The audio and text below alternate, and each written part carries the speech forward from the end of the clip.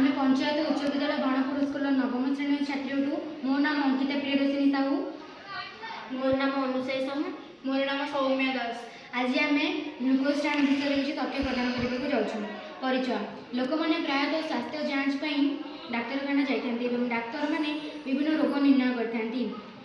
बेले बेले रोगी मैंने गुरुतर था डाक्तर ग्लूकोज ड्रिप दे था।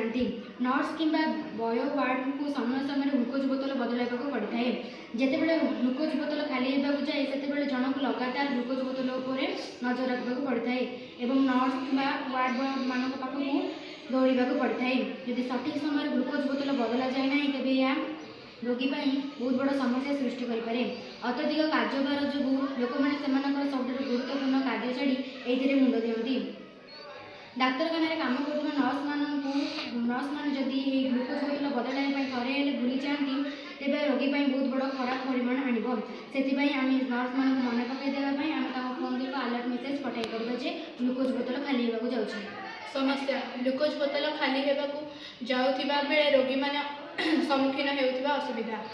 समाधान डिजिटल स्टैंड बोतल तलपदक निर्दिष्ट स्तर को तल को गले तल को गले डाक्तर किंबा नर्स बय मान स्वयंचालित सूचित कर। Arduino Uno cardboard plywood Fevicol buzzer mobile phone इत्यादि। कार्य रोगीर सेज पाखे एक डिजिटल ग्लूकोज स्टैंड व्यवहार करूँ। ए स्टालाइन बोतल को झुलाई रखु। सालाइन बोतल को झुलाई रखु। यही सालाइन बोतल जिते तरल पदार्थटी सरी जाए यह पंजीकृत मोबाइल फोन को एक बार्ता पठाइब। जिते 50% ग्लूकोज बाकी रहा संपूर्ण व्यक्ति को प्रथम बार्ता देव। जिते 20% ग्लूकोज बाकी रहा द्वितीय बार्ता देव।